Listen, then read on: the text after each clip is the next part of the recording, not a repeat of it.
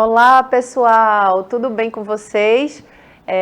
Bom, espero que estejam todos bem, né? Estamos aqui novamente, né, para uma aula de sustentabilidade, como estaremos juntos tanto na disciplina de sustentabilidade quanto geografia, né? Eu sou professora Vanessa, da Escola Municipal para Aulas Digitais e reforço a vocês que somos uma equipe, né? Estamos nessa caminhada juntos, em conjunto. Sou eu, o seu professor em sala de aula, vocês também que compõem essa equipe e junto com a gente aqui o professor Alami. Fala aí, Alami.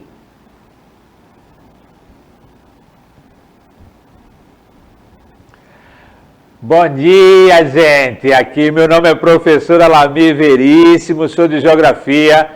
Meu irmão, tá um clima frio, não tá? Opa! É clima frio ou é tempo chuvoso? Ou é tempo chuvoso e clima frio? Tá ligado, né? Você vai ter aula de Geografia também, Vanessa falou. A gente tem aula de sustentabilidade, não é? E vamos ter aula de Geografia também juntos. 2 vezes na semana, gente. Ó, tem coisa melhor de que você se levantar de manhã cedo, 6 horas da manhã, com um tempo desse chuvoso, largar aquele edredom, sai de mim que tu não me pertence, largar a cama, sai de mim, cama que tu não me pertence, e assistir uma aula dessa, cara, tem não, meu irmão. Se liga, agora eu vou dar um conselho para ti, como a Vanessa falou, tudo isso aqui que é montado aqui é montado só por você. Pega teu caderno, coloca de lado e começa a anotar. Aquilo que a Vanessa colocou para você, que você entendeu, ótimo. Anota e discute com teus amigos em sala de aula. Mas aquilo que tu não entendeu, anota e troca uma ideia com teu professor. Ele está bem pertinho de você aí, cara. É o cara que vai estar junto com você aí. Professor, a gente está junto nessa, viu? Vamos lá, Vanessa, para essa aula? Vamos nessa, vamos sim. E é exatamente isso que o professor Alami acabou de falar para vocês. Qualquer dúvida, gente, anota no caderno. Tira a dúvida com o teu professor em sala de aula, tá joia? Então, vamos lá. Hoje aqui, o tema da aula, né, é desmatamento e queimadas, um assunto, um conteúdo, né, um tema muito importante, muito atual, né, que é bom de a gente conversar, dialogar, refletir sobre essas questões. Então, vamos seguindo aqui para entender um pouquinho melhor como está a realidade, né, do nosso Brasil, o cenário do Brasil dentro desse contexto.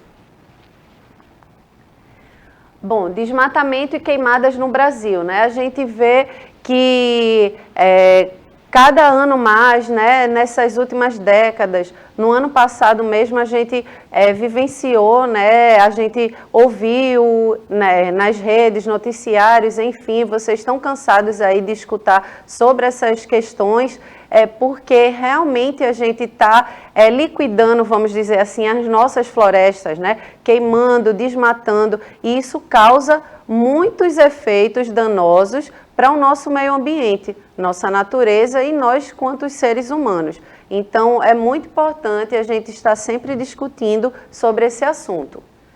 Aqui eu trago uma charge, né, para vocês. Vamos refletir um pouco sobre ela. Que finalmente as queimadas nessas áreas estão sob controle, né? Fala aí o pássaro.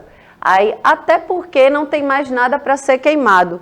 E é justamente, gente, essa realidade que a gente vivencia hoje. Lamentavelmente, né, entristecem a nós, porque, de fato, a gente está perdendo nossas florestas e isso afeta também tanto a fauna quanto a flora, né, desse ambiente, a biodiversidade. E a gente sabe, né, a gente já estudou nas aulas de ciências, de geografia, que a gente tem biomas, a gente tem uma riqueza natural muito grande, a gente tem 6 biomas aqui, que é uma riqueza muito grande no nosso território, né, do Brasil. E a gente, aos poucos, está desmatando, está queimando. Então, aqui essa charge para a gente refletir, né, a quantidade de fogo e os danos que isso pode causar, porque esses fogos, eles emitem gases, né, que vão ser prejudicial, e a gente também fala muito sobre o aquecimento global. Vocês já viram em uma aula anterior que a gente conversou a respeito do aquecimento global. E uma das causas, né, do aquecimento global é essa questão das emissões de gases. Então, é importante que a gente reflita sobre isso. Mas vamos seguindo aqui. Aqui eu trago um gráfico, né, com os dados sobre as queimadas, como é que está atualmente, né? É um gráfico bem recente, do ano passado, do ano de 2020, e a gente vê aqui as queimadas na perspectiva dos biomas, né? Como é que estão os nossos biomas diante dessas questões. A Amazônia mesmo, né, o fogo já se alastrou e perdeu 45,7%, né, dessa biodiversidade dessa área, nessa região. A Caatinga é 3,6%. A Mata Atlântica, 8,7%. Né, de fogo, né, que a gente está aí jogando no Brasil. 0,9% no Pampas, né? O Pantanal 10,9% e no Cerrado 30,2%. A gente vê aí que a questão bem crítica da Amazônia, né, e do Cerrado, que é uma área muito grande, né, que a gente já desmatou, já queimou, e isso causa grande impacto para a gente, né, para o meio ambiente. As queimadas do Brasil, olha aí a gente vendo o Brasil em chamas, né? É muito triste quando a gente vê aquelas imagens que circulou, as redes, circularam os jornais de animais morrendo, pessoas, né, voluntários, ambientalistas que foram lá para ajudar no Pantanal, por exemplo, na Amazônia, ajudar todo esse processo, porque essas pessoas reconhecem, né, a importância de se preservar essa natureza, esses bens naturais que a gente tem, ok? Então, aqui vamos refletir as principais causas, né, das queimadas na atualidade. O que está causando, né? Por que a gente está queimando tanto as nossas florestas? Então, uma das principais causas é a plantação de soja, que vem aumentando muito, né? A questão das queimadas vem muito dessa questão das plantações, da criação do gado também, né? A ampliação de áreas para a criação de gado. Então, quando a gente vai utilizar esses terrenos, né, essas áreas para agricultura e pecuária, né, que é no caso na plantação de soja voltada para a agricultura e a criação de gado para a pecuária, a gente pega esse terreno, né, e lembro a vocês que a prática de queimadas é uma prática primitiva, é muito antiga, né, utilizada, e principalmente nos países mais subdesenvolvidos, que não acompanharam a revolução tecnológica, vamos dizer assim, porque alguns países desenvolvidos já adotam outros sistemas de áreas que se delimitam, né, para poder utilizar tanto para a agricultura como para a pecuária. A gente sabe que a população vem aumentando e, consequentemente, a gente também precisa produzir mais alimento, né, para suprir a nossa existência. No entanto, a gente tem que ter o controle sobre essa questão, né, porque quando a gente delimita essa área que se chama aceiros, né, esses aceiros, eles são áreas que a gente demarca para que o fogo não se alastre. Então, a gente primeiro desmata, né, e depois, geralmente, né, normalmente é esse processo que utiliza na técnica, na prática da agricultura, e depois a gente põe o fogo para poder ter aquela região ali para plantação. Alguns materiais que são liberados nessas queimadas, eles são até benéficos, né? São matérias orgânicas, mas se a gente intensifica isso causa degradação do solo, né? Isso prejudica. Então, a gente tem que ter todo um controle em relação a isso. E eu queria agora chamar, né, convidar o professor Alami para ele fazer algumas considerações sobre essa questão, né? A gente falou aqui de aceiros, áreas que a gente delimita para poder utilizar para a agricultura, para a pecuária. E aí, professor Alami, como é que o senhor observa essa questão? Se vocês observaram no slide que a Vanessa colocou ali, tu viu que ela chorou muito, né, minha mãe? Chega, fez uma poça d'água para ver como ela está sentindo que isso está fazendo mal. Aí olha assim, o professor Alami estava chorando tão pouquinho. Não é isso não, meu irmão, porque a gente chora mesmo, o Brasil todo está chorando. Mas deixa eu te fazer uma pergunta. Tu tá ligado o que é coivara? Ei, palavrão não, ei, meu irmão, ei, tô falando palavrão não, tá? Vanessa falou o seguinte, que queimada é uma técnica usada na agricultura. Se for bem controlada, não tem problema nenhum. Coivar é justamente aquela... Quando eles começam a chegar e pegam aquela parte seca do terreno que vai ser queimado, então eles cavam a vala, cavam em volta, né? Faz aquele buracão lá, tá? Jogam geralmente líquido, deixa molhado e tocam o fogo na área onde eles vão chegar e poder chegar, preparar aquele terreno para o plantio. Mas uma queimada não planejada gera um incêndio. O incêndio é diferente, gente. Incêndio não tem controle. É o que Vanessa acabou de falar. O Pantanal ardeu em chamas por conta disso. Ela falou aqui de queimadas no Amazônia.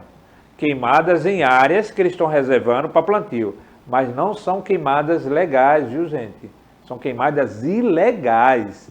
Os caras estão chegando num território, um terreno que não pertence a eles, pertence à União, pertence a todos nós, estão desmatando e estão queimando. Lógico, algumas dessas perdem o controle e terminam virando incêndio e queimando muito mais do que precisava. Então existe a diferença entre queimada, é uma prática da agricultura, isso é legal, é feito para poder plantar, até porque você precisa comer alguma coisa, tem que plantar, além de Vanessa não comer nada que não seja orgânico, sabe? Para ela tem que ser tudo orgânico. Eu ainda me arrisco no enlatadozinho, vou lá, pego, ela não. Mas é necessário, mas o incêndio não. Por exemplo, muito cuidado em área seca, quando eu jogo uma ponta de cigarro ou qualquer coisa flamejante, que isso pode tomar uma proporção gigantesca. Então tem essa diferença de queimada e incêndio. Então, coivar é isso aí. Tu já aprendeu mais uma. Mas deixa eu só te dizer uma coisa, te liga, vice, que a gente está de olho em ti, vice. Vamos embora, Vanessa. Vamos embora, é isso mesmo. Então, coivar é essa palavra, né, que a gente aprendeu hoje, nova aqui, para poder falar sobre essa questão, né, desse território que a gente demarca para poder utilizar para a agricultura, certo? Então, vamos prosseguir. E é uma espécie, né, esse ambiente que a gente prepara para a agricultura, para a pecuária, é feita uma limpeza, né, para que a gente possa utilizar ali para o pasto e tudo. Mas a gente tem que se preocupar com a intensidade, né, disso tudo para não causar danos para a gente. Mas vamos seguindo. Então, com essas queimadas ilegais, né, como o professor Alamir aqui bem lembrou, essas queimadas ilegais, elas trazem consequências, né? Trazem consequências a curto, médio e longo prazo, certo? Então, uma dessas é a questão da emissão de gases poluentes, que a gente já viu bem detalhado isso lá na aula de aquecimento global, certo? E a gente sabe que é uma das causas dos impactos do aquecimento global, é essa emissão de gases, né, poluentes que a gente vê aumentando com a questão de indústria, né, dos combustíveis fósseis e das queimadas também que provocam, certo? A emissão desses gases. E problemas de saúde, né? Quando a gente também desmata esses ambientes de uma forma ilegal, de uma forma desequilibrada, desregulada, né? A gente também causa problemas de saúde para a gente, né? Algumas epidemias, algumas questões, elas estão vinculadas, essas doenças, quando surgem, à questão também ambiental, porque a gente sabe que está tudo interligado, né? A gente não é separado dessa natureza, a gente precisa da natureza para sobreviver. A gente precisa do solo para plantar, a gente precisa da água da chuva, para irrigar, para tantas coisas. Então, assim, é importante que a gente fique atento, né? E a gente também fazer a nossa parte enquanto cidadão e cidadã. Mas vamos seguir. O fogo e desmatamento, né, as marcas do cenário ambiental brasileiro. A gente é muito lembrado, inclusive internacionalmente, felizmente, né, é uma lembrança triste, mas assim, o que a gente está vivenciando, né, nessa atualidade, nesse momento, é um cenário realmente de fogo e de desmatamento. A gente vê aí que em vários jornais internacionais a nossa desmatamentos e queimadas sendo publicado, né, assim, de uma forma triste, infelizmente. E aí a gente causa esse dano geral, lamentável. E principalmente nesses últimos anos que a gente vê essa intensificação. A gente falou aqui da questão da agricultura e pecuária, que está ligado muito ao agronegócio, né? O agronegócio é um processo que a gente necessita, mas ele precisa ser regulado, ele precisa ser de uma forma equilibrada, ser utilizado de um manejo onde a gente não possa degradar esse ambiente que a gente vive. Certo? E a gente não só prejudica aqui a nossa população, sociedade brasileira como um todo, mas isso é o planeta Terra, né? O planeta Terra que é a nossa casa, a nossa moradia. E como isso nos afeta, né? Como é que esses danos com as queimadas e o desmatamento nos afeta? O fogo e as mudanças climáticas alteram os ecossistemas, né? De maneira que a biodiversidade muitas vezes não consegue se adaptar. Então, muito disso, né, afeta ao equilíbrio daquele ecossistema. A gente vê muito se falar em alguns animais que estão em extinção, né? A gente aqui mesmo vivenciou esses últimos dias alguns ataques de tubarão. O que é que isso tem a ver, né, com isso tudo? A gente mexendo lá na floresta também atinge o ecossistema de tudo. Quando a gente muda, né, o caminho natural das coisas, né, de uma forma intensa, de uma forma irracional, impensada, a gente atinge como um todo. Por exemplo, esses ataques mesmo que existiram, foi da ação humana, né? A gente, de uma forma impensada, agiu ali e aí prejudicou o habitat daquele animal que vive ali. Então, isso causa danos, né? Causou danos para ele, porque desequilibrou o ecossistema dele, e aí causa danos para a gente como consequência disso, dos nossos atos, das nossas ações. Mas vamos seguindo aqui. O Brasil em chamas, né? Eu estou trazendo essas imagens aí que a gente observa e, infelizmente, muito triste, né? Fauna e flora aí sendo prejudicada e, consequentemente, a nossa biodiversidade sendo perdida, né? Se perde nisso tudo, nessa chama, nesses incêndios, nessas queimadas que a gente está observando ilegais, desreguladas. Aqui o Brasil queima, o mundo todo perde, né? Quando a gente queima, né? Quando a gente degrada esse ambiente, a gente sabe que traz muito danos, como a gente vem frisando aqui, tanto da fauna, flora, a perda da biodiversidade, que é a nossa maior riqueza aqui no Brasil. A gente tem um privilégio de morar no Brasil, num país, né, gente, que tem uma riqueza natural gigante. Ao queimar a vegetação, são liberados gases do efeito estufa na atmosfera, potencializando as mudanças climáticas, né, como a gente estava falando, e vocês viram aí no aquecimento global. Recentemente, até a gente ouviu, né, nessas últimas semanas, essa questão de, teve umas mudanças drásticas num país aqui, lá em Santa Catarina, né, no sul do país, a gente vê relatos aí que teve neve, né, o que é que tem a ver, né, com essa coisa toda? As mudanças climáticas, né, gente? Quando a gente aquece muito, né, joga muito, emite muito esses gases, a gente aquece a temperatura média, né, do planeta e, consequentemente, não só esquenta, né, ondas de calor, mas causa várias situações, né, inundações, neve também. Tudo isso está interligado, né, com essa questão das mudanças climáticas. E que, por sua vez, causam aumento de temperatura, certo? E clima mais seco em diversas regiões do mundo, certo? Então, muda muito e a gente aqui vive mesmo, por exemplo, a questão da seca, né? A gente vê áreas ficando mais desertas, e tudo isso degrada o solo, dificulta na agricultura, dificulta na criação, né, na questão da pecuária, e tudo isso cria uma rede de danos, né, de problemáticas que vai trazer malefícios para a nossa vida. O Brasil tem a maior biodiversidade do mundo, como a gente estava falando, né? E infelizmente a arara azul, por exemplo, é um animal, né, que a gente tem aqui e que está correndo risco de extinção. A onça também pintada também é um animal que está correndo risco de extinção. Então, tudo é pertencente, né, à nossa biodiversidade aqui e a gente correndo risco, né, que eles se sumam, né, dos nossos biomas, da nossa biodiversidade por conta das nossas ações. Olha aqui, a gente, como tem essa grande biodiversidade, tem o maior número de espécies de fauna e de flora, certo?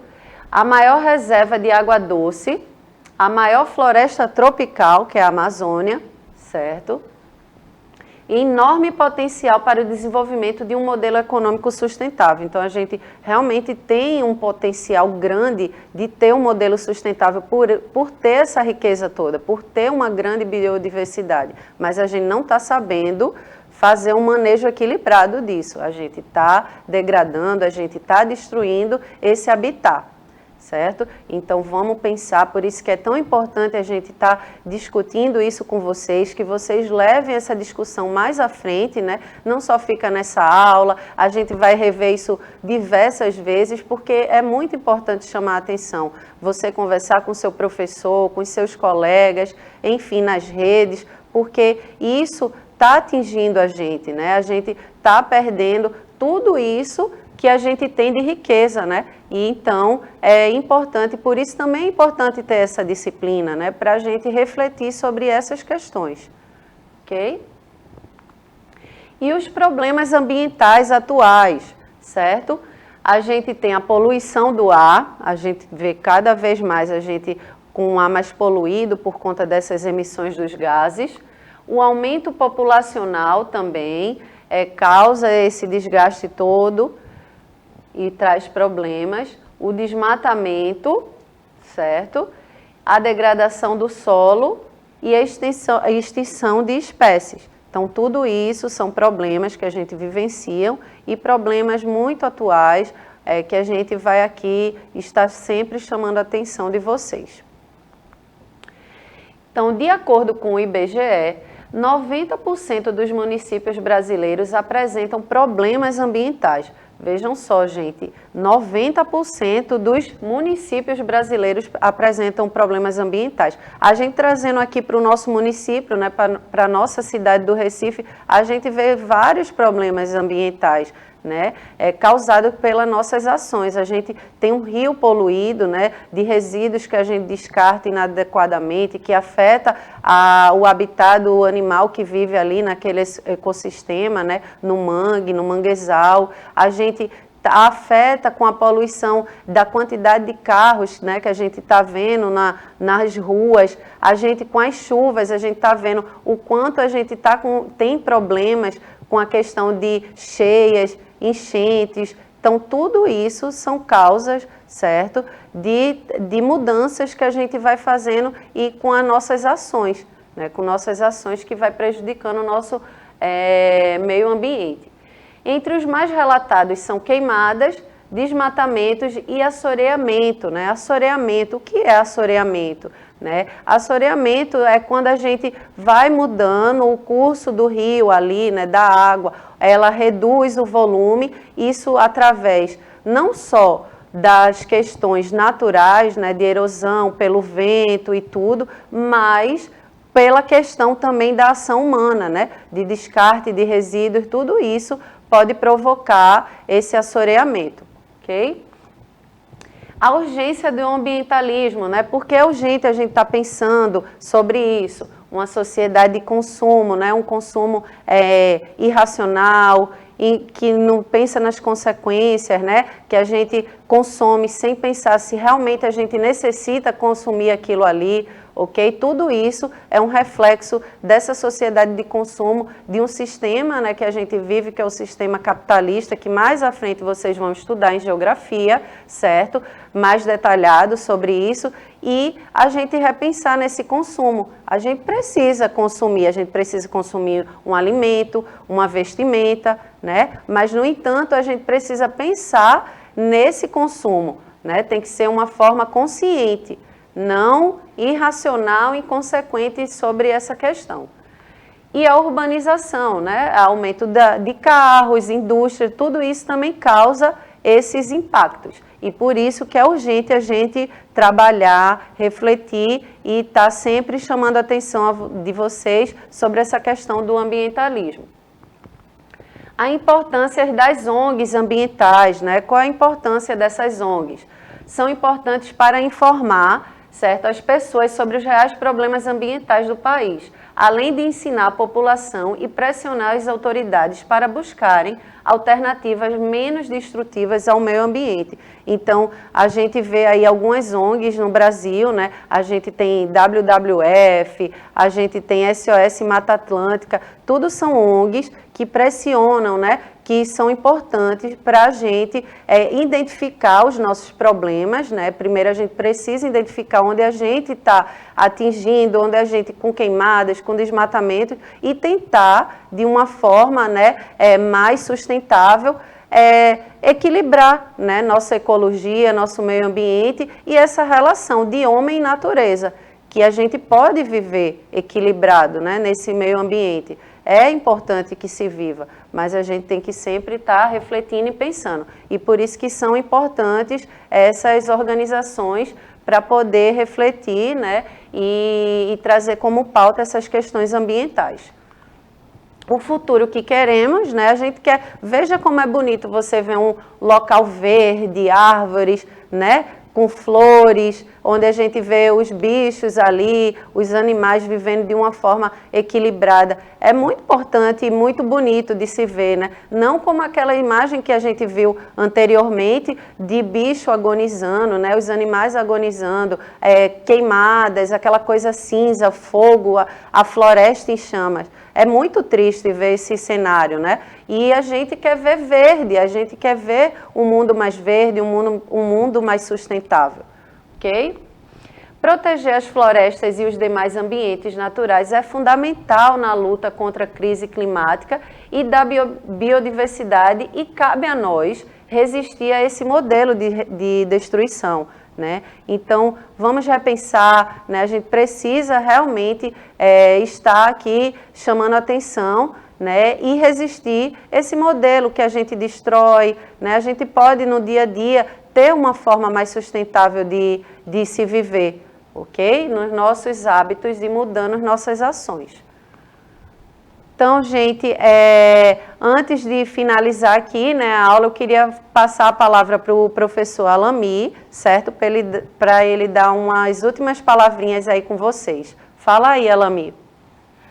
Professora, eu já anotei um bocado de coisa aqui que ela estava falando aqui, ó. Aí ela falou de Cerrado, falou de Amazônia, falou realmente de... Aí eu anotei, esses lugares é o quê? Já está anotado aqui para perguntar ao meu professor em sala de aula. Aí depois ela vem com a história aqui de é o maior planeta da biodiversidade. Eu já anotei, biodiversidade, eu vou saber o que é isso.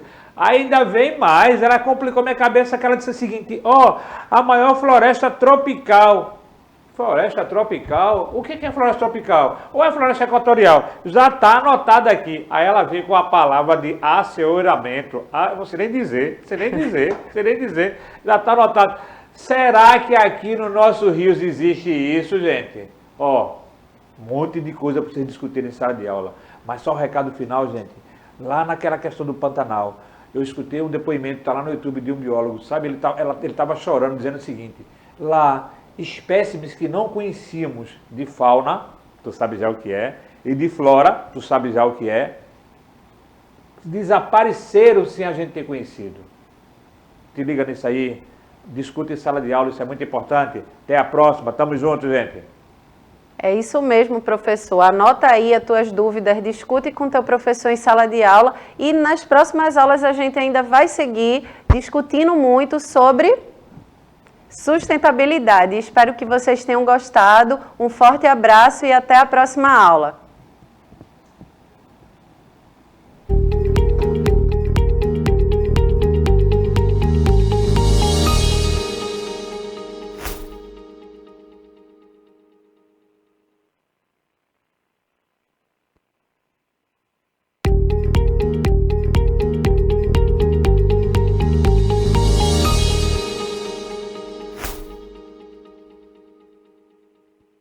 Olá, tudo bem com vocês? Estou aqui novamente para falar do Educa Recife, o programa de ensino híbrido da Prefeitura do Recife. Mas desta vez eu venho conversar com vocês sobre os dias e horários de exibição das aulas dos anos finais do ensino fundamental. Então presta atenção que eu vou explicar tudo bem direitinho. Na TV Nova serão exibidas as aulas do 6º ao 9º ano. As aulas do 6º ano serão exibidas de 7h30 às 9 horas da manhã. Já o 7º ano do ensino fundamental, anos finais, das 9 horas às 10h30 da manhã. E do 8º ano do ensino fundamental, anos finais, das 10h30 ao meio-dia. Atenção! As aulas para os estudantes do 9º ano do ensino fundamental, anos finais, serão exibidas na TV Nova, canal 22.1, todos os dias, das 8h30 às 10 horas da manhã. Então anotem direitinho os canais e horários das aulas de vocês e se programem para as aulas, hein? Eu volto em breve com mais novidades do Educa Recife. Até já!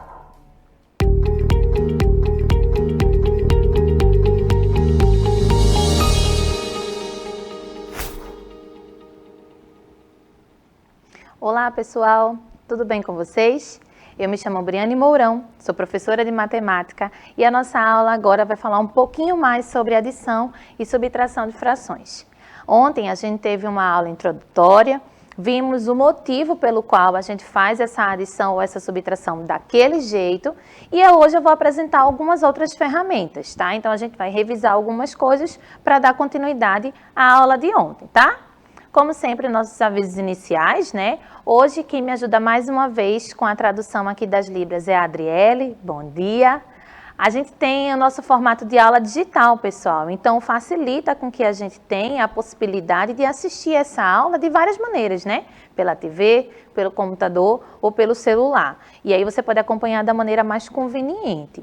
Para a gente poder interagir no futuro, a gente vai ter o chat no app, mas, enquanto que isso não acontece, a gente tem lá os comentários no YouTube. Você pode colocar as suas dúvidas, né? Colocar a sua interação, os seus comentários de fato, sugestões, para que a gente consiga tratar e, de repente, trazer numa próxima aula, tá bom? Você também pode conversar isso com o seu professor. Lá no YouTube também, a gente tem uma lista, né, com o título da sua série. Lá você pode buscar a data de hoje, se você tiver dúvida nessa aula ou de outras, para que você consiga revisar, reassistir essa aula, né? É importante da gente conseguir rever isso, pausar o vídeo, pensar melhor e de repente até se desafiar. Tem uma atividade proposta, você dá uma pausa, tenta fazer a atividade sozinho e depois vê o vídeo rolando para você corrigir. Se tiver algum exemplo prático aqui, seria interessante essa ideia, né? Gente, os recursos que eu estou utilizando hoje nas aulas e nas outras aulas também, né, do Canva, é sempre importante a gente dizer que está licenciado pelo Canva e pelo Bitmoji eu estou usando essa bonequinha aqui, meu avatar, que já está aí famosinho com vocês, sempre tem uma Brianinha ali no meio dos nossos slides, né, para poder interagir, para poder colocar uma intenção naquele emoji que está ali. E esse recurso é do Bitmoji, se tiver qualquer outra coisa eu vou referenciar aí embaixo, tá certo? E o que é mais importante agora é você observar o documento certo, né? Qual que é o material certo que a gente está utilizando. Essa é a semana 20. Você pode observar esse conteúdo da aula de hoje através da Escola do Futuro, na trilha do 6º ano, que é a série de vocês, intitulado ali na semana 20, tá bom? Para você poder acompanhar a aula junto com o material, beleza? Bem, a gente vai começar a nossa aula de hoje, como eu falei, fazendo a revisão de como que a gente já tratou essa noção da soma e da subtração das frações. A gente fez ontem esse primeiro momento, né? Lembrando, quando é que eu posso fazer a soma desde que os denominadores sejam idênticos e como é que eu posso fazer essa soma quando os denominadores são diferentes. E aí eu trouxe o exemplo para a gente poder relembrar o passo a passo, tá? Como é um conteúdo, na verdade, novo no 6º ano, talvez vocês já tenham visto antes, mas a intensidade é diferente.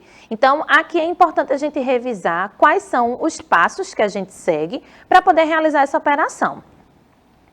Olha só, a gente pode ter essas duas situações, adição e subtração de frações, e aí eu vou observar duas coisas, né? Se os denominadores forem iguais, eu vou me comportar de uma maneira. Se os denominadores forem diferentes, eu vou me comportar de outra maneira, para depois voltar para cá. Denominadores iguais, a gente vai somar os numeradores, que é o númerozinho que fica em cima, e repetir o denominador. A gente viu ontem o porquê que isso acontece. Então, gente, o que eu quero que vocês entendam é que essa sistemática, né, esse passo a passo que a gente cria, hoje eu estou colocando para vocês somente quais são os tópicos. Você faz isso, você faz aquilo. Mas a gente viu a parte visual que justifica por que que esse passo a passo é assim. Se você perdeu a aula anterior, dá uma olhadinha nela, que a gente consegue perceber a ideia toda da construção dessa maneira de realizar a soma ou a subtração de uma fração, tá certo? Bom, se os denominadores forem iguais, a gente tem essa sistemática. Soma os numeradores e repete o denominador. Agora, se eles forem diferentes, a gente vai ter que fazer um processo antes, que é encontrar as frações equivalentes com o mesmo denominador, e aí a gente vai somar os numeradores e repetir o denominador. Então, a gente acaba aqui, entre esse finalzinho, que vai ser o mesmo nas duas situações, eu preciso, nos denominadores diferentes, encontrar primeiro as frações equivalentes, né, que tenham o mesmo denominador, e aí sim a gente vai e soma tudinho, tá certo? E aí a gente vai observar uma outra sistemática de fazer isso, né? Primeiro, eu lembrei do exemplo de ontem, ó, a gente tinha aqui uma subtração, propositalmente falando, né? Porque a gente faz a adição e subtração desse mesmo jeito.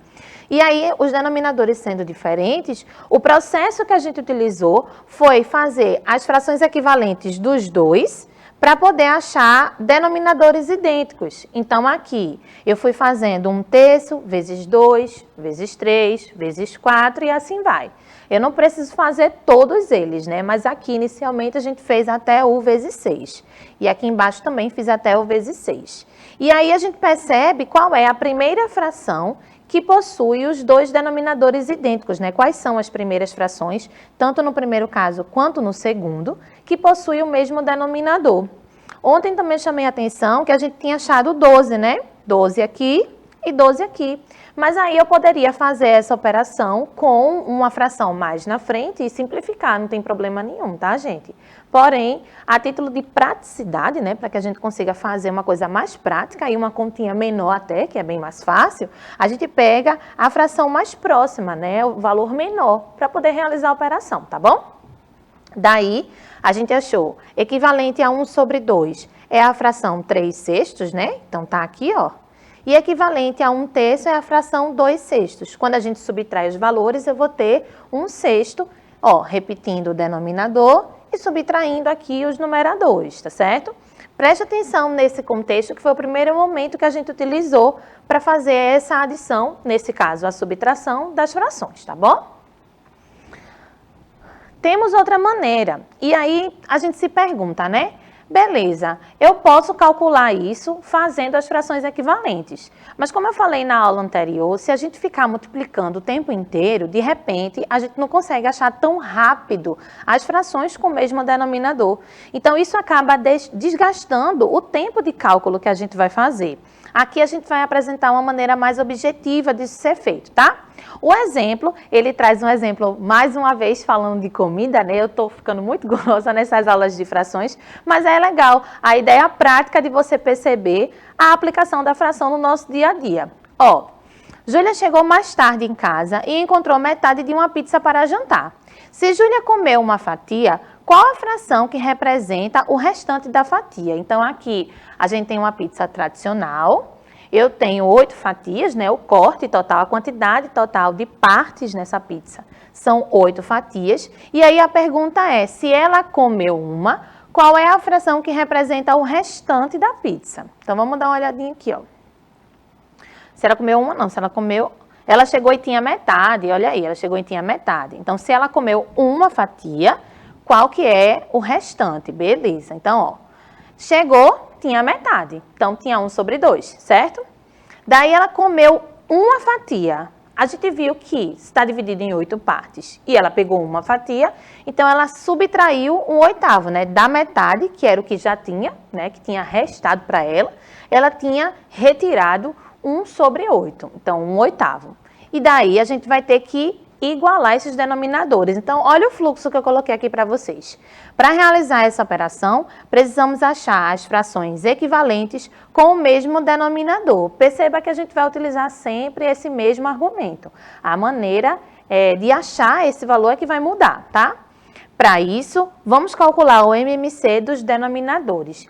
Ontem, quando a gente estava falando sobre achar esse denominador idêntico, a gente falou sobre essa palavrinha, né? MMC, mínimo múltiplo comum.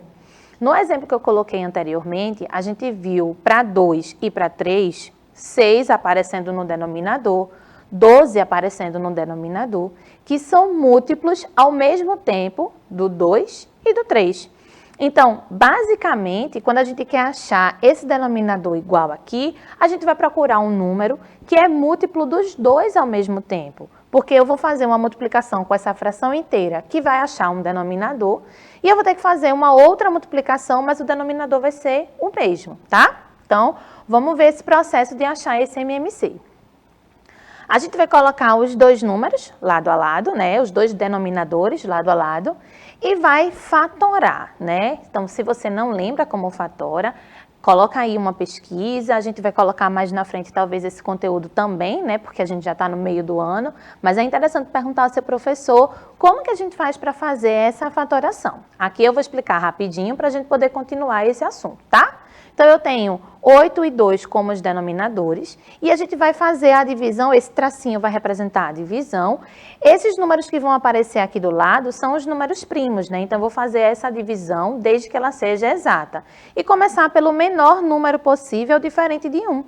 Então, a gente vai fazer, ó, 8 dividido para 2 e 2 dividido para 2. Pode fazer? Pode. Então, a gente vai fazer 8 dividido para 2, 4, e 2 dividido para 2 vai dar 1. Pronto. Essa divisão com 2 já acabou, mas eu ainda tenho um outro número aqui que não concluí essa divisão. Então, a gente vai continuar fazendo esse mesmo processo, até os dois ficarem idênticos, né? Ficarem 1 aqui. Então, 4 para 2 vai dar 2 e 2 para 2 vai dar 1. Aqui a gente conseguiu 3 números 2. Então, a gente vai fazer a multiplicação desses números para achar esse MMC. O MMC de 8 e 2 é 2 vezes 2 vezes 2, ó, esses fatores aqui sendo multiplicados, que vai dar igual a 8. Esse daqui vai ser o nosso novo denominador. A gente achou um número que é múltiplo ao mesmo tempo, tanto do 8 quanto do 2, tá? Ah, Briane, mas esse 8 aqui é idêntico a esse 8 aqui. Não tem problema, gente. O maior problema aqui é porque eu tenho 2 que é diferente dele. Então, pode acontecer do múltiplo que eu achar já está ali em uma das frações, mas a outra precisa ser alterada também, tá?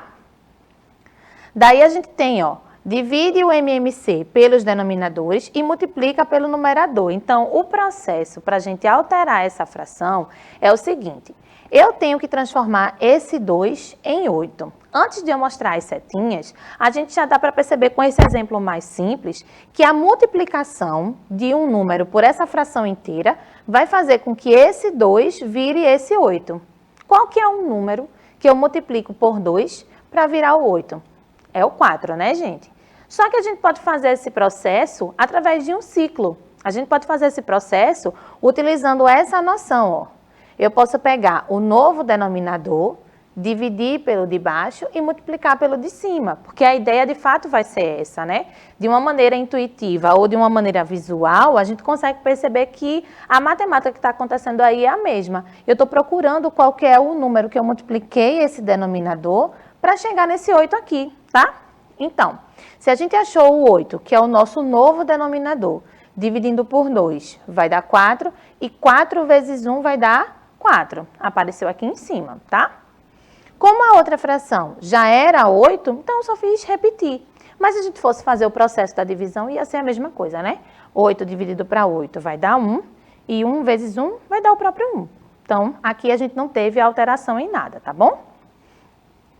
Fazendo a operação certinha, a gente fez a subtração aqui, ó, 4 menos 1 vai dar 3, e 8 é repetido aqui embaixo, né? A gente vai fazer a operação em cima e repetir o denominador, tá certo?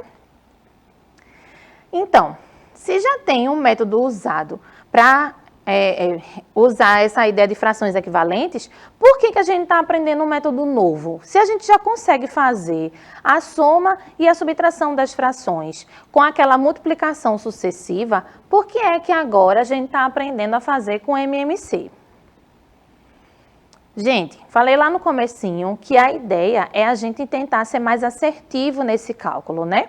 Como daqui para frente a gente vai começar a ampliar a interpretação dos problemas, a parte matemática vai ter que ser uma ferramenta utilizada para isso.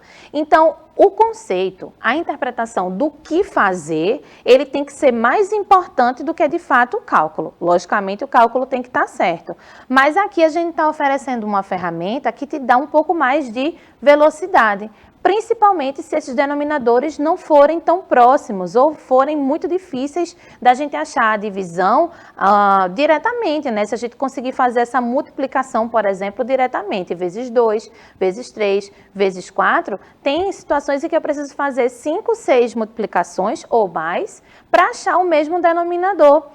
Então, quando a gente utiliza essa noção do MMC, a gente faz com que você entenda que o processo que você está realizando é um processo diferente, mas no final das contas eu estou achando de maneira mais rápida uma fração equivalente. E aí no final das contas a gente chega na mesma sistemática, né? Eu estou fazendo o processo de igualar as frações para fazer as frações equivalentes com os mesmos denominadores, só que agora, ao invés de multiplicar sucessivamente, eu faço o MMC desses valores e aí a gente tem uma adição ou uma subtração mais rápida, tá? Vamos dar uma olhadinha aqui, ó. Aqui eu trouxe um exemplo para a gente praticar. Agora eu mudei esses denominadores, né? Antes estava bem parecidos. Agora eu mudei esses denominadores. Eu tenho 3/6 menos 3/8. Então eu preciso ter cuidado com essa ordem. Ontem a gente falou sobre colocar a fração maior na frente e a fração menor atrás. E aí, ó, para lembrar até de uma classificação de ontem, a gente viu essa ideia de posição, né? De organização, tá? Então, para que a gente consiga fazer essa subtração, eu vou fazer esses dois denominadores ficarem idênticos. Para isso, a gente vai ter que calcular o MMC de 8 e 6 agora, que são os meus denominadores iniciais. Fazendo essa fatoração aqui, né, fazendo essa divisão, ó, 8 e 6 dividido por 2 vai dar 4 e 3. Pronto, a gente já fez a primeira divisão. Ah, Briane, mas agora aqui tem o 3, não dá para dividir para 2. Lembra que a gente vai continuar dividindo pelo menor número até se esgotar essa possibilidade e depois a gente vai inserir o próximo, né? Então, eu vou repetir esse 3 e agora eu vou dividir 4 por 2. 4 dividido para 2 vai dar 2. A gente ainda não terminou, né? Porque não virou 1 aqui, então vamos mais uma vez. 2 dividido para 2 vai dar 1 e agora sim eu consigo dividir esse 3 aqui, ó. Se antes a gente não estava achando uma divisão aqui possível, esse número continua sendo repetido até chegar a vez dele de ser dividido, tá certo? 3 dividido para 3 vai dar 1. Se os dois aqui embaixo estão iguais a 1, agora a gente consegue fazer a multiplicação desses fatores que a gente achou aqui e daí achar quem que é o MMC. Aqui fica mais visível porque o nosso MMC deu diferente dos dois denominadores que a gente tinha antes, né? Eu tinha 6 e 8 e agora eu tenho 24 para ser o meu denominador das duas frações. Então, vamos lá. Colocando 24 nesse denominador, o processo é descobrir qual que é a fração equivalente a 3/6, que vai dar denominador 24, e qual que é a fração correspondente, né, equivalente a 3/8, que também vai dar denominador 24. A ideia é fazer aquele ciclo, se você não lembrar, divide pelo número de baixo e multiplica pelo número que está em cima. Ó. Divide pelo denominador e multiplica pelo numerador. 24 dividido para 6 vai dar 4. 4 vezes 3 vai dar 12. Agora eu vou precisar alterar o próximo, né? 24 dividido para 8 vai dar 3. 3 vezes 3 vai dar 9. Então, a gente já fez a alteração dessas duas frações para duas novas frações com o denominador idêntico a esse MMC e a gente fez a alteração dos numeradores para trabalhar com essa ideia de frações equivalentes e aí conseguir fazer a subtração, tá certo? E aí a gente chega, né, que 12 menos 9 vai dar 3 e repete aqui o denominador que é 24, tá, gente? Ó, falando aqui com vocês, eu venho percebendo que uma série de detalhes eu estou inserindo, né? Palavras novas, o que é fração equivalente, o que são números primos, como que calcula esse MMC. Então, uma primeira ideia que a gente tem que ter de matemática é que ela é uma disciplina cumulativa, né? Então, a gente vem aprendendo várias coisas e as ferramentas vão sendo utilizadas para resolver outros problemas. Aqui, se você tem dúvida de alguma situação dessa que eu falei, que eu usei como ferramenta para resolver esse problema, você busca nas aulas anteriores. A gente já viu algumas ideias de como que a gente chega nesse raciocínio, tá certo? Daí, ó, lembrando das aulas passadas, a gente viu que se eu tenho uma fração que dá para dividir o numerador e o denominador pelo mesmo número, eu posso simplificar essa fração. E aconteceu agora, deixa eu só voltar, o nosso problema estava com 3 sobre 24, né? E aí eu consigo perceber que dá para dividir os dois números pelo mesmo número, que nesse caso é pelo 3. Então, quando a gente divide 3 sobre 24 por 3, eu consigo achar 1/8. 3 por 3 vai dar 1, e 24 dividido para 3 vai dar 8. Daí a gente consegue reduzir essa fração, tá bom? A ideia é que situações como essa não apareçam nesse formato como resposta. Não está errado não, tá? 3 sobre 24 é uma fração, está certa, ela existe e pode ser usada como resposta. Mas, na maioria das vezes, principalmente nas questões de múltipla escolha, a gente vai ter que reduzir a fração, a parte, né, onde a gente não consegue mais dividir, né? Tornar essa fração irredutível, tá certo? Vamos lá, então. Vamos dar uma olhadinha aqui no outro exemplo. E como eu estou muito gulosa esses dias, eu trouxe mais um exemplo bem gostoso para a gente comentar, que é, de novo, o nosso chocolate. Como eu falei, é uma ferramenta que ajuda muito nessa divisão, né? Na possibilidade da gente trabalhar com vários tipos de fração aí. Então, ó, essa ideia de fazer a divisão dos chocolates em partes diferentes é para ajudar a gente a perceber que a quantidade de partes divididas vai influenciar nesse MMC que a gente vai precisar calcular, tá? Aí eu tenho o primeiro momento, onde o chocolate foi dividido em 6 partes, e aqui o segundo momento, onde o chocolate foi dividido em 4 partes. E aí, ó, sinalizei ali, assim, escureci um pouquinho, né? Um pedacinho de um e um pedacinho do outro. E esses pedacinhos representam quanto, né? Aqui é 1/6, estava dividido em 6, eu peguei 1. E aqui vai ser 1/4, estava dividido em 4 partes, dividido aqui, e eu peguei uma parte delas, tá? Então, se eu for calcular a fração que representa a quantidade de chocolate consumido de uma barra com a outra, eu vou ter que somar essas frações. Só que a divisão foi feita de maneira diferente. Aí você me pergunta assim, né? Breno já está todo quebrado em quadradinhos. Não era mais fácil quebrar tudinho? Era, gente, mas aí eu não ia ter o exemplo da fração, né? Então, vamos lá. Somando as duas frações com denominadores diferentes, a gente vai ter que usar o processo do MMC. E aí eu deixei aqui em cima para a gente observar essa divisão, né? 2 vai ser o primeiro número que eu vou usar para dividir o 6 e o 4 ao mesmo tempo. Nesse caso, a gente escolheu um número bem feliz, né? Porque dá para dividir os dois. Então, ó, 6 dividido para 2 vai dar 3 e 4 dividido para 2 vai dar 2. Aí eu vou dividir de novo por 2, mas agora o 3 não dá para dividir não. Então, o 3 a gente vai repetir e 2 dividido para 2 vai dar 1. Só falta agora o 3. Então, a gente coloca o 3 aqui, ó, e 3 por 3 vai dar 1. Os dois aqui embaixo estão 1 agora. E aí, a gente pode fazer a multiplicação desses termos aqui, desses fatores. Esse produto vai dar igual a 12. Essa multiplicação vai dar igual a 12. Então, esse 12 vai ser o nosso novo denominador. A gente vai transformar esses denominadores em 12, tá? Daí, ó, o processo é o mesmo, né? Qual que é a multiplicação que foi feita com esse 6 para dar esse 12 e qual que é a multiplicação que foi feita com esse 4 para dar esse 12, ó.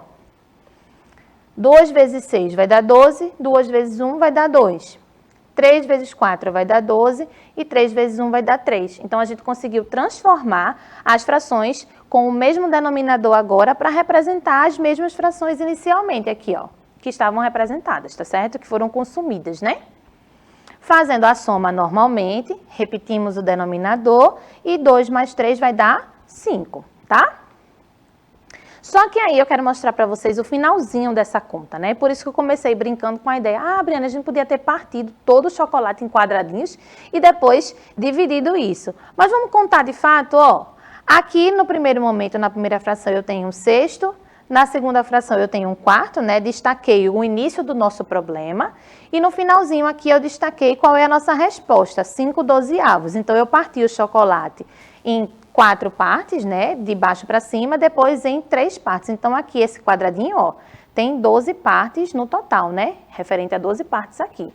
E daí a gente percebe, de fato, que era o que eu queria usar com vocês, a quantidade de pedacinhos que a gente tem nesse chocolate, ó.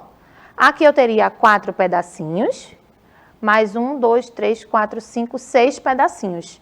Então, eu vou ter no total 10 pedaços, né? 10 quadradinhos. Se a gente observar aqui, a nossa resposta, em outra percepção da divisão, também vai dar 10 quadradinhos desses, ó. 1, 2, 3, 4, 5, 6, 7, 8, 9, 10. Então, quando a gente trabalha com essa noção de identificar as frações, fazer com que as frações sejam equivalentes, eu estou trabalhando com a noção de que eu estou representando com outros números o mesmo espaço, a mesma região. Aqui a gente fez a soma de 2 frações que aparentemente são bem diferentes, mas o resultado, quando a gente conta essa parte individual, vai dar a mesma coisa, né? E aí a gente consegue perceber por que esse método é utilizado para fazer essa soma das frações, ou subtração, se a gente precisar, tá bom? Bom, gente, para fazer um resumo de hoje, a gente vai lembrar nesse contexto. A ideia é primeiro identificar se a gente tem denominadores iguais ou denominadores diferentes.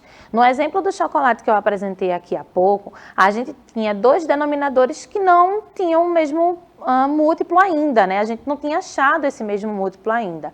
Para isso, a gente teve que fazer o MMC. Então, a gente adicionou uma estratégia para poder resolver essa soma ou essa subtração de frações, né? Essa adição ou subtração de frações. E aí, a gente vai compor o nosso novo esquema nesse formato. Agora, além daquele esquema do começo que eu fiz fazendo a revisão, eu vou adicionar essa última estratégia que a gente viu. Então, vamos lá. Para fazer isso, a gente viu no comecinho que eu identificava se os denominadores eram iguais ou se os denominadores eram diferentes. E de acordo com cada caso, eu vou agir de uma maneira diferente, né? Se os denominadores forem iguais, a gente já pode repetir o denominador e somar ou subtrair o numerador, porque vai dar aí a nossa resposta, tá bom? Mas, se os denominadores forem diferentes, a gente viu a primeira estratégia na aula passada, que era trabalhar com a fração equivalente, fazendo multiplicações sucessivas até achar o denominador idêntico, tanto na primeira quanto na segunda fração. Mas, hoje, a gente viu um outro método que ajuda, que facilita, que dá velocidade no seu cálculo. E aí a gente pode escolher qual é o método mais conveniente. Lembrando que normalmente, principalmente daqui para frente, né, vocês estão aí crescendo, galgando já outras séries, a gente vai ter a necessidade de fazer uma conta um pouco mais rápida. E aí essa nova estratégia de hoje, que é com o MMC, ajuda que você faça esse cálculo mais rápido. Aqui a gente vai ter, ó, denominadores diferentes, a gente vai encontrar as frações equivalentes com o mesmo denominador. E aí, para fazer isso, eu posso trabalhar com essa equivalência, que é o que a gente viu, a multiplicação sucessiva, ou trabalhar com essa estratégia de hoje, que é o MMC. Independente do que você utilizar, a ideia é igualar os denominadores. Então, a ideia é que a gente consiga fazer a transformação do denominador e aí tomar a próxima atitude. Depois que os denominadores estão iguais, a gente vai fazer a operação, seja a soma ou seja a subtração, tá bom? Bom, pessoal, a gente vai ficar por aqui. Eu espero que vocês tenham aprendido na aula de hoje. Revisem o conteúdo. Nessa semana, a gente teve a nossa última aula sobre esse assunto. Tá tudo lá na trilha. Se você der uma olhadinha lá na trilha e tiver alguma dúvida, é para isso que a gente está aqui, para tirar a dúvida. E o seu professor, ele é o principal meio de comunicação com você na sua sala de aula, né? Aqui a gente dá uma ideia inicial, a gente passa para você o comecinho do conteúdo, esclarece de forma mais objetiva, mas quem vai de fato te ajudar mesmo a entender tudo isso é o teu professor de sala de aula, que vai conseguir tirar as suas dúvidas presencialmente, pertinho de você, tá bom? E aí a gente vai se comunicando, a gente vai se encontrar na próxima aula, revisem esse conteúdo. E outra, se você percebeu que a aula de hoje pediu alguns conteúdos que são anteriores, que você tem dúvida, você também já anota para tirar essa dúvida com o professor e rever os vídeos anteriores, tá certo? A gente se vê logo mais. Até breve, pessoal!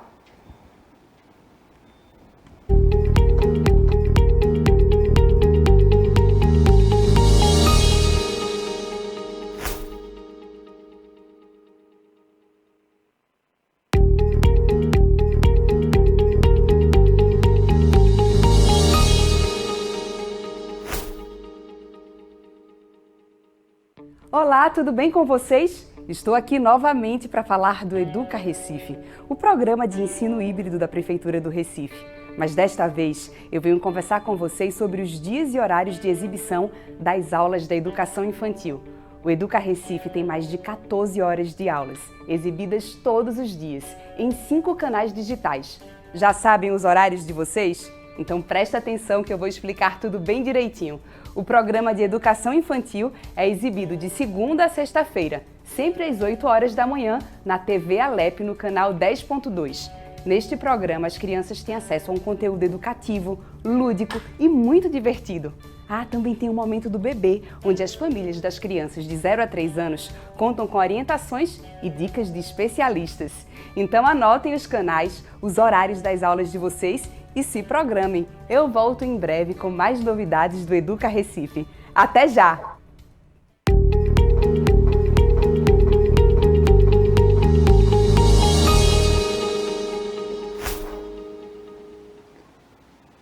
Olá, alunos e alunas do 6º ano. Nós estamos aqui para mais uma aula de língua portuguesa. Eu estou aqui com a minha amiga Jéssica, que está aí como intérprete de línguas e sinais. E nós vamos avançar no nosso conteúdo, não é, de morfossintaxe. E hoje nós temos uma aula de concordância verbal. Vocês sabiam que vocês já fazem, não é? Essa concordância verbal quando vocês expressam palavras, né, frases, constroem orações, períodos. E hoje nós vamos apenas dar uma continuidade a isso. Então, vocês já ouviram falar nessa palavra, concordância verbal? Com certeza, a professora de vocês deve ter falado com vocês, ou vocês folheando os livros, já viram essa palavra. Vamos conhecer? A concordância verbal, ela é responsável por dar essa relação de harmonia entre as palavras, não é? Construindo, estabelecendo essa harmonia entre o verbo e o sujeito na oração, nos períodos. E aí, muitas vezes, nós estamos falando, não é? E esquecemos de usar o S, não é? Nas nossas colocações. E quando fazemos isso, falta concordância, não é? Entre o verbo e o sujeito. Então, vamos estudar hoje algumas regras que estão dentro deste conteúdo. Regras. Essa palavra, ela é agradável? Em alguns momentos, para vocês que são adolescentes, pré-adolescentes não é? Quando a mãe fala assim, olhe, você só pode ficar brincando até 21 horas, 22 horas, e aí vou tirar o celular de você agora na hora do jantar. Isso é uma regra. E aí, às vezes, as regras nos assustam, não é verdade? Só que, quando estamos falando, pronunciando as palavras, nós usamos algumas regrinhas. Então, vocês percebem que em tudo na nossa vida tem algumas regras a serem seguidas? Então, é assim na língua portuguesa. Nada que nos assusta, não é? Só basta praticar no nosso dia a dia. Lembra daquele recadinho que eu sempre falo para vocês? Que para lermos bem, escrevermos bem, nós precisamos ler, reler, escrever e reescrever quantas vezes for necessário. Então, este conteúdo aqui é apenas o início, não é? Que é a primeira aula de concordância verbal, só que vocês viram outras orações ao longo da nossa aula nas semanas anteriores. E aí vocês viram construções de orações de períodos que estava presente lá a concordância verbal. Então, nada que assusta. Então, vamos lá. Na concordância verbal, o verbo concorda em número, não é? No singular, e no plural, quando é mais de uma pessoa, né? Primeira e segunda pessoa com o sujeito da oração. Então, quando se tem só um sujeito, não é? Nesta oração, nós fazemos, eu falo assim, Paulo está feliz. Então, vocês percebem que quando eu falo esta oração, Paulo está feliz, tem o sujeito e o verbo está, não é? Está no singular e está concordando, não é? Com o sujeito. Usei esse exemplo aqui. Cláudia está feliz com o resultado das provas. Tempo presente. Cláudia está feliz hoje, né? Com certeza ela passou, fez uma ótima prova. E aí ela está, não é, vibrando com o resultado que ela está vendo. Então, este tempo aqui é presente. Não é passado, nem é futuro, é presente. Eu acredito que vocês já conhecem. Então, vocês percebem que o sujeito, não é, Cláudia, o verbo que está destacado, está no singular e você vê feliz com o resultado das provas. Então, só provas aqui que está no plural, porque ela fez mais de uma prova. Então, vocês percebem que o sujeito concorda com o verbo. Então, esta é uma regrinha que nós vimos agora. Este outro exemplo aqui. Paulo é aquele com um terno preto. Então, Paulo está ali, né? Eu coloquei, não é? O jovem com um terno preto. Paulo é aquele que está... não tem essa palavra. Paulo é aquele com um terno preto. Vocês percebem que toda a oração está no singular? Então, nessa oração nós temos uma concordância verbal, não é? O verbo se pertence, não é? Concorda ali com o sujeito que é Paulo.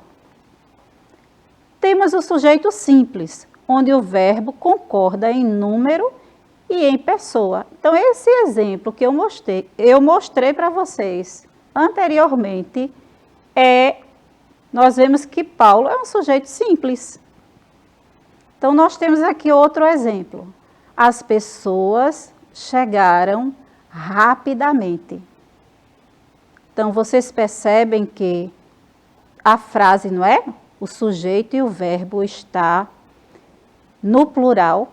E aqui as pessoas representam elas, né? Terceira pessoa do plural, não é? Poderia estar ali, a frase poderia estar escrita, elas chegaram rapidamente, não é? Poderia ser também, a pessoa chegou rapidamente. Era no singular, como as frases anteriores. Então, outro exemplo com o verbo anteposto do sujeito, não é? Nós temos aqui um verbo anteposto. Anteposto é o que, professora? Vocês podem perguntar. Então, anteposto é aquele verbo que vem antes do sujeito. Vocês percebem que neste exemplo aqui, o sujeito está antes do verbo? Já nesse aqui, o verbo está antes do sujeito, que é música, não é? Então, nós temos aí o verbo existem, né? Existir. Existem músicas que emocionam. Então, nós percebemos que este verbo está antes do sujeito. Mas a oração, ela tem concordância, não é? existem músicas. Então, percebemos que o verbo está concordando com o sujeito. Devemos nos atentar também para o verbo semelhante, que é o verbo haver. Este verbo, que não é tão usado, não é? Este verbo haver não é flexionável, ele é invariável, ele não muda, tá? Então, aquilo que é invariável é que não muda. Então, nós temos aí, a apresentação dele nesta oração seria: há músicas que nos emocionam. Então, vocês percebem que na outra oração nós temos o verbo existir, existe música. E aqui, com o verbo haver, há músicas que nos emocionam. Neste verbo, ele não pode ser mudado. Então, ele não é uma palavra variável. Ele é uma palavra invariável. Ele também não se flexiona, tá? Então, percebemos que o verbo haver não se flexiona. Eu coloquei aqui e falei, não é?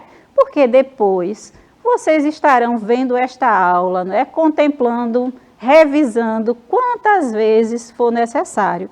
Quantas vezes vocês sentirem necessidade de visitar esta aula e ver, vocês podem ir e ver isso lá no YouTube. A outra questão é que temos a concordância em relação à pessoa, que eu até já falei, não é? Aqui na nossa aula. Então, nós temos os pronomes aqui pessoais, não é? Que usamos nas nossas orações. Eu, tu, ele, nós, vós, eles, não é? Está faltando uma vírgula aqui, tá? Se você está com o seu caderno aí, coloca aí a vírgula aí, tá? Porque ela não pode faltar. Quando concordo, a segunda pessoa, seja no plural ou no singular, o verbo deve estar de acordo com ela. Então, toda vez que você faz essa concordância, não é? O verbo tem que estar de acordo com essa pessoa. Exemplo aqui, ó. Tu fostes um valente, não é? Então, nós temos aqui a pessoa aqui é tu, é a segunda pessoa, não é? No singular. Letra B, sujeito composto, anteposto, o verbo concorda no plural. Então, é aquele verbo que vem depois, não é? Desculpa, não é. Que vem antes, não é? Então, ele concorda no plural. Exemplo, Maria e Marta, sujeito composto, olha, nós não temos um sujeito, como a frase anterior.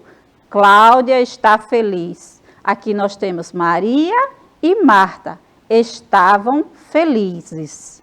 Então, vocês percebem que no sujeito composto, o verbo é no plural. Então, nós temos aqui Maria e Marta estavam felizes. O verbo permanece no singular quando há sujeitos sinônimos ou pertencentes a um mesmo plano de significação. Então, nós percebemos que estudamos nas aulas anteriores semântica, que estuda os sentidos das palavras, não é? Então, nós temos aqui, dentro das nossas orações, há um significado, há um propósito dentro de cada palavras colocadas na oração. Então, nós vamos avançando. Vejam aqui este exemplo. Compreensão e empatia nos engrandece nas relações interpessoais. Então, vocês percebem aqui que compreensão e empatia são sinônimos e quando foi formada esta oração, foi pensado nisso. Então, quando você é compreensiva com alguém, você está tendo empatia com o problema, com a situação do outro, que o outro está enfrentando. Então, quando isso acontece, você está sendo uma pessoa empática, não é? Você está tendo empatia. Quando você é compreensivo, você acolhe alguém naquela dificuldade. Então, quando esta frase, esta oração, não é, foi construída, ela foi pensada, não é? Duas palavras com significados parecidos, com o mesmo significado. Então, vocês percebem que anteriormente, não é? Eu falei que o verbo permanece no singular quando há sujeitos sinônimos ou pertencentes a um mesmo plano de significação. Então, eu lembrei para vocês que semântica é a ciência, não é? É a parte da gramática que estuda os sentidos, os significados da palavra. E aí, neste exemplo, nós temos aqui duas palavras que são sinônimos, não é? Sinônimas, compreensão e empatia. Então, compreensão e empatia nos engrandece nas relações interpessoais. Interessante isso, né? Será que no nosso dia a dia nós precisamos de pessoas compreensivas ao nosso redor, pessoas empáticas? Com certeza, não é? Todos nós gostamos, nos sentimos acolhidos quando alguém é compreensivo conosco, mas nós também precisamos ser, não é, compreensivo com as outras pessoas. Então, pratica aí a compreensão e a empatia aí na sua casa, tá? Então, quando os sujeitos são sinônimos, o verbo permanece no singular. Então, vocês percebem isso neste exemplo anterior, não é? Então, eu mostrei para vocês esse exemplo, é o próximo. Então, vamos lá. Quando há uma gradação sequencial do núcleo do sujeito, o verbo também concorda no singular. Então, vamos ver. Nós temos este exemplo que demonstra, não é? Demonstra muito bem. Um dia, uma semana, um mês se passou sem que ele me falasse. Vocês percebem que toda oração está no singular? Então, nós temos aqui, não é, uma frase, uma oração, não é, toda no singular. Um dia, uma semana, um mês se passou sem que ele me falasse. Então, esta pessoa está se referindo de algo, né, de algum assunto que alguém não falou com ele. Então, vamos rever essa regra. Quando há uma gradação sequencial, vocês conseguem ver, o verbo também concorda no singular. Vocês conseguem ver essa gradação neste exemplo? Um dia, uma semana, um mês, há uma sequência, não é mesmo? Então, quando há essa sequência, não é, o verbo concorda com o sujeito no singular. O verbo permanece no singular quando o sujeito formado por verbo está no infinitivo. Então, nós temos este exemplo aqui. Alimentar-se bem e praticar exercícios é essencial. Qual é a regrinha mesmo? Vamos ver novamente. O verbo permanece no singular quando o sujeito é formado por verbo no infinitivo. Então, vamos lá. Alimentar-se bem e praticar exercício é essencial. Este verbo aqui é o verbo ser, não é? Então, é essencial. Então, perceba que o verbo ser é apresentado no singular. Agora vem este outro exemplo. Alimentar-se bem, praticar exercícios são essenciais. Então, nós percebemos aí que já mudou, não é? De singular, nós percebemos que aí alimentar-se bem e praticar exercícios são essenciais. Foi para o plural. Isso aí. Então, sujeito composto, pós-posto. Nos exemplos anteriores, eu mostrei para vocês o sujeito composto anteposto. Era aquele que vinha antes, não é? Agora nós vamos ver exemplos daqueles que vêm depois, não é? O verbo concorda no plural com os núcleos do sujeito ou com o mais próximo. Iremos ver isso agora, tá? Então, nós temos aqui no plural. Continuavam em silêncio pai e filho. É no plural, não é? eles, poderia ter ali, eles continuavam em silêncio, né, representando o pai e o filho. Então, poderia ser assim. Mas aí nós temos no singular, permanecia em silêncio pai e filho. Vocês percebem que houve também uma mudança aqui do verbo? Não é o mesmo verbo, não é? Nós temos continuavam e aqui temos permanecia. Então, será que o verbo permanecer e continuar são sinônimos?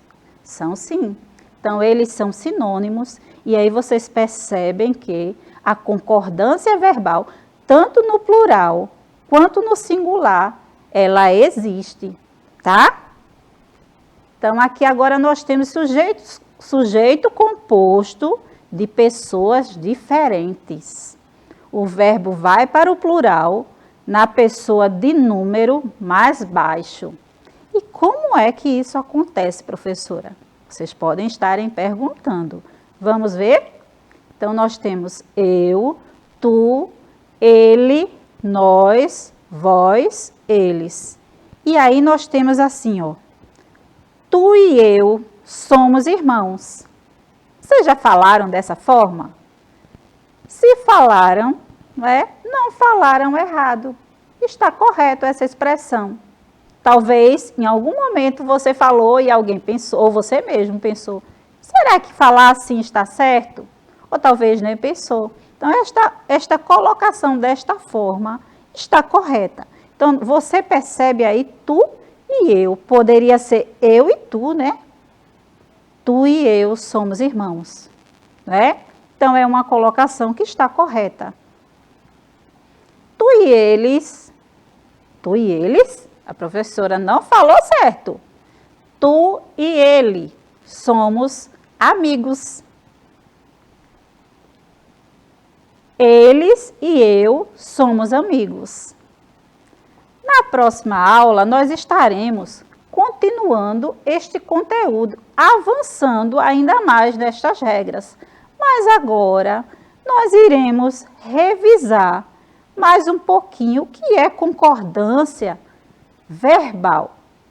É a relação, não é, que traz harmonia entre as palavras, não é? Concordando o sujeito com o verbo. E aí nós vemos exemplos onde o verbo está concordando no sujeito, com o sujeito no presente, ou no passado, ou até mesmo no futuro, desde que eles estejam concordando, não é? E aí nós temos uma atividade para vocês estarem praticando e nós estaremos agora, não é? Vendo estes exemplos que trazem compreensão quando estamos respondendo uma atividade ou estamos construindo uma oração. Nós estamos usando os verbos, né? Estamos usando os sujeitos na oração. Então, quando estudamos a construção de orações sindéticas e assindéticas, nós observamos que em algumas orações nós usávamos verbos, né? E conjunções. Todas as frases elas têm verbo. Tem ou não tem? Vocês lembram? Tem sim. Lembram da ordem direta, que a oração é construída com sujeito, verbo, mais complemento? Pois é. Então, em todas as orações nós temos sim verbo, não é? E aí as conjunções lá, elas são aquelas palavrinhas que trazem ligação nas ideias. Então, vamos lá para o exercício. Então, neste exercício aqui, vocês, o enunciado do exercício é: complete as frases abaixo, com a forma verbal adequada no presente, pretérito ou futuro do indicativo, fazendo a concordância. Então, a concordância verbal, não é? Poderia ser, tem outra concordância que ao longo do conteúdo eu estarei apresentando para vocês. Então, na questão 1, nós temos a empresa, tracinho, um bom número de funcionários. E aí nós temos aqui o verbo demitir. como é que fica assim, não é?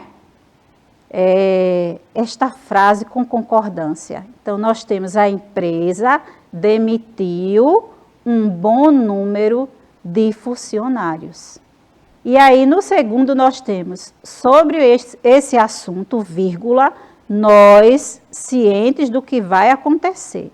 Então, o verbo que nós temos aqui está. Então, nós temos sobre este assunto, nós estamos, terceira pessoa do plural, primeira pessoa do plural. Primeira pessoa, né? Nós estamos cientes do que vai acontecer. No terceiro, nós temos a maioria das pessoas, o verbo é usar. E aí, como fica? Usam celular. E na quarta questão, nós temos a gente, o verbo é ficar. E aí, se eu colocar ficar aqui, fica correto? Não. Vocês percebem que em todas as outras orações, o verbo está aqui, não é? Mas concordamos, não é? Em número e em pessoa. Então, nós temos aí, agora, o verbo ficar.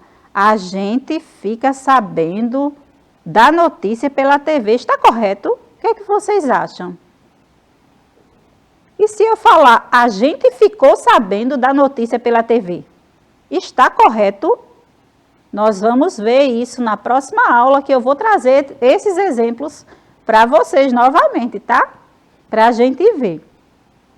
Então, nós, verbo fazer. Nós faz a coisa certa? Se a professora ou vocês falam assim, está correto? Não, não é? Então, quando nós temos aqui a primeira pessoa do plural, como é que falamos?